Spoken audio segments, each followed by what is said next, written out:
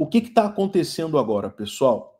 Esse gráfico aqui, ele é muito interessante e ele mostra para a gente justamente o que eu falei anteriormente, do risco que nós estamos agora nos submetendo. Como assim, Yuri? Que risco é esse? Me explique isso melhor, não estou entendendo. Pessoal, esse gráfico aqui, ele é o Mutual Fund Cash Balance. E o que esse gráfico mostra?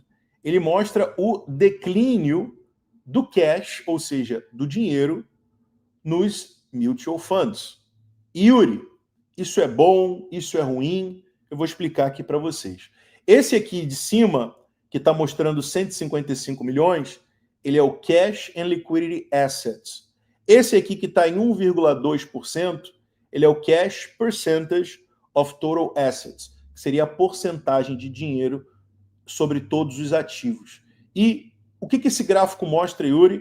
E por que esse gráfico do Goldman Sachs, né, não Sachs, e por que esse gráfico do Goldman Sachs ele é extremamente importante e ele diz muito sobre o momento que nós estamos vivendo agora no mercado, né? Deixa eu dar um zoom aqui para vocês. Ó, pessoal, os fundos mútuos de ações dos Estados Unidos, eles movimentam trilhões de dólares. E agora, eles estão apenas com 1,2% de caixa.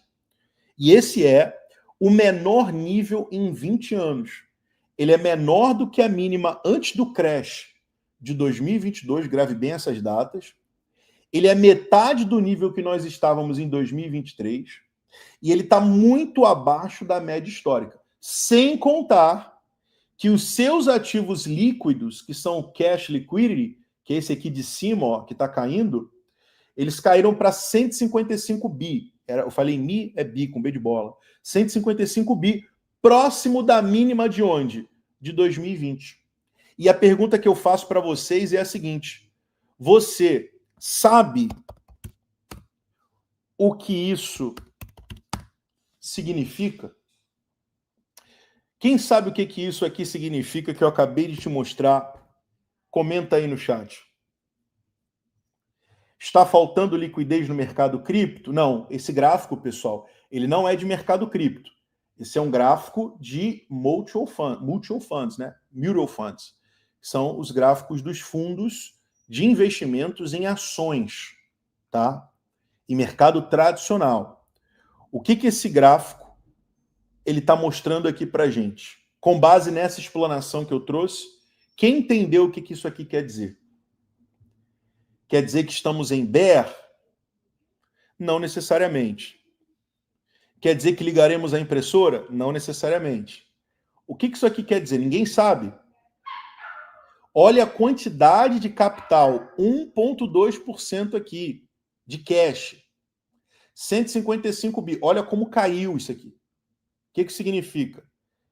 Crise chegando? Não, isso é consequência. Tudo que vocês estão falando, bear, crise, tudo isso é consequência do fato.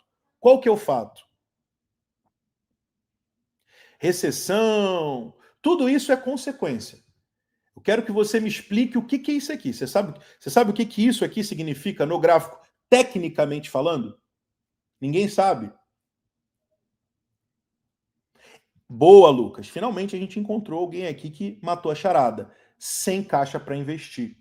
Isso significa, pessoal, que eles estão praticamente 100% investidos em ações.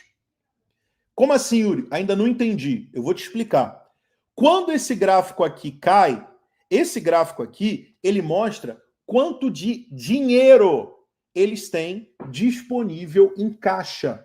Ou seja, quando está marcando 1,2%, significa dizer que eles têm 1,2% em cash, grana, bufunfa, dinheiro, la plata, e os outros 98,8% estão em ações. Isso significa que eles estão praticamente 100% comprados. Esses fundos, eles estão praticamente 99% comprados. Eles estão com pouquíssimo caixa em dinheiro ocioso, pouquíssimo caixa em dinheiro disponível. Eles estão comprados até o talo. no mercado de ações. E por que isso está acontecendo, Yuri? Por que esse fenômeno ele está acontecendo agora, nesse momento? Muito disso é graças à explanação que nós trouxemos na live de ontem. E nas últimas lives, lembra que eu fiz uma live explicando para vocês o que costuma acontecer em dezembro, que a gente tem o balanço das grandes empresas, eles fazem ali o rebalanceamento de carteira, e muitos querem mostrar resultado para os seus clientes. Então, historicamente falando, com exceção dos anos de eleição, como foi 2024, como foi 2016, se eu não me engano, também foi ano de eleição, a gente mostrou no gráfico algumas lives atrás. Com exceção dos anos de eleição, todo mês de dezembro, historicamente falando, ele costuma ser um mês onde há uma entrada cavalar de capital no mercado de ações. Isso, de certa forma, respinga no mercado de cripto também, né? Então, por que isso está acontecendo? A gente tem 3 grandes motivos que corroboram para esse movimentão da massa, para toda essa galera estar comprada até o talo. O primeiro deles é o FOMO. É o FOMO, o Fear of Missing Out, que é o medo de ficar de fora. E o mais interessante é que esse FOMO, ele não está sendo um FOMO de varejo, ele está sendo um FOMO institucional, onde os institucionais não querem ficar de fora da corrida das IAs. As Big Techs estão subindo muito, Google está estourando, Meta, Microsoft, Amazon, Nvidia. Então a galera desses mutual funds, eles... Ué, o que houve aqui que travou? Ih, rapaz, deixa eu dar um refresh aqui. Calma que vai dar tudo certo. Eles não querem ficar de fora. Essa galera dos mutual funds, eles não querem ficar de fora. E aí, por que isso acontece, Yuri? Primeira coisa, os fundos, pessoal, eles têm medo de quê? Eles têm medo de perder performance. Eles têm medo de ficar atrás do benchmark. Eles têm medo de perder o quê? Clientes. Eles têm medo de perder ranking. Então, eles ficam 100% comprados para, no final do ano, mostrar no balanço para os clientes, a gente está investido aqui em Nvidia, a gente está investido aqui em Meta, a gente está investido aqui em Google, a Google está subindo, fica tranquilo que o teu dinheiro está na Google.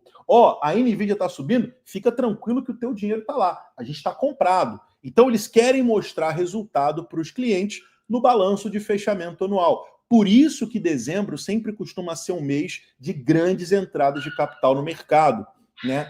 Principalmente agora com o fim do QT no dia 1º de dezembro. Então, eles colocam cada vez mais dinheiro em ações para tentar acompanhar o S&P 500. Ou seja, meus amigos, isso está cada vez mais acalorando, né? Cada vez mais acalorado pela competição das Big Techs. Eu não sei se vocês sabem, mas o pau está quebrando entre Google e Nvidia. Começou uma competição. E na minha concepção, isso é maravilhoso. Na minha concepção, essa competição nas inteligências artificiais é ótimo, porque todo lugar onde nós temos monopólio, problemas acontecem. Se a Nvidia monopolizar a inteligência artificial, qualquer problema com a Nvidia, cara, o mercado vai para o beleléu. Então, quando a gente tem essa rivalidade, que está começando agora com a Google para cima da Nvidia, cara, isso é maravilhoso, isso é capitalismo, livre mercado. E o que está acontecendo agora com a Nvidia? Deixa eu jogar para vocês aqui. Nvidia e Google. Vou jogar na tela que já está com áudio. Bora. Chip giants NVIDIA and AMD sinking today. This is coming after a report from the information that Google is in talks to sell billions of dollars worth of its own AI chips to Meta. Então, o que acontece? A Nvidia teve uma ligeira quedinha, porque foi divulgado que a Google vai vender trocentos bilhões em chips de inteligência artificial para a Meta. Então, a Meta fez essa parceria com o Google, a Google já está produzindo chips de inteligência artificial, já está correndo atrás para se aproximar da NVIDIA. Então, essa competição, na minha concepção, é saudável, é boa, e isso só ajuda os mercados. As competition in that AI chip race heats up for more. Então a competição ela tá esquentando, tá acalorada, né, no que diz respeito às inteligências artificiais. Bringing in Yahoo Finance tech editor Dan Howley. Dan. Yeah, Josh, this is basically, kind of the story that we hear every so often. NVIDIA has competition, NVIDIA sinks, that competition rises, and then after a while, people kind of, filter back into NVIDIA. And so this is basically on this information report that Meta could use some of Google's TPUs, their tensor processing units. It's an ASIC. Então, basicamente, o que ele está falando aqui é que isso sempre acontece, né? Quando começa essa competição, normalmente a NVIDIA dá uma deslizadinha, essas outras empresas que estão competindo se valorizam, aí logo depois, passa um tempinho, a galera volta para a NVIDIA e fica naquele fluxo de rotação de capital, né? O que, na minha concepção, é extremamente saudável para os mercados e essa competição é boa. Eu sou contra o monopólio, sou a favor do livre mercado, do capitalismo, da competição, e isso aqui é maravilhoso, porque se a NVIDIA não tem competidor, ela se acomoda. Quando você tem competidor, quando você tem gente querendo produzir melhores tecnologias que você, isso estimula você a correr atrás. Então faz todo mundo subir, isso nivela o game do mercado financeiro, na minha concepção. E aí o que acontece? Voltando aqui para onde a gente estava. E aí, o mercado está extremamente favorável no que diz respeito às big techs. O mercado está animado, o mercado está na competição, ele está correndo atrás, a NVIDIA está correndo atrás para não ficar para trás da Google. E aí o que acontece? Só para vocês entenderem o contexto. A NVIDIA respondeu. A NVIDIA, quando foi confrontada com os números da Google, a NVIDIA respondeu. O que a NVIDIA falou? Vou jogar na tela aqui para vocês. Então, vou traduzir aqui. Está aqui. Então, a NVIDIA, a maior empresa do mundo, afirma estar, abre aspas, encantada com o sucesso do Google, fecha aspas, né? Uma coisa meio irônica, né? O sucesso da Google acaba de remover 250 bilhões de valor de mercado da NVIDIA, ou seja, rotação de capital de um lado para o outro. Isso é uma desaceleração, isso é uma declaração, melhor dizendo, de guerra à NVIDIA. A NVIDIA sofreu uma declaração de guerra, né? A guerra da inteligência artificial foi declarada pela Google contra a NVIDIA. E aí a NVIDIA falou o seguinte, a NVIDIA respondeu à notícia de que a Meta está usando os TPUs da Google, o que fez com que as ações da NVIDIA caíssem aproximadamente 6%. A NVIDIA afirma estar encantada com o sucesso do Google e que continua a fornecer TPUs para a Google também, né? E a empresa também diz que a NVIDIA está a uma geração à frente da indústria. Então deu aquela cutucadinha, falou, ó, a Google ela está querendo oferecer ali para a Meta, mas a gente está oferecendo para a Google, a gente está fornecendo para a Google, e a gente está uma geração à frente da indústria, ou seja, eles dando aquela carteirada, falando que eles, né, a NVIDIA está uma geração à frente, né, NVIDIA is a generation ahead of industry, né? Estamos uma geração à frente da indústria, dando aquela carteirada. O que de fato não é uma mentira, né? Se você falar de evolução de semicondutores, cara, NVIDIA disparado, né? Sem sombra de dúvidas. Até porque tem histórico. Essas outras aí estão começando a entrar nesse ramo agora, né? Então tem que comer muita poeira para chegar na NVIDIA.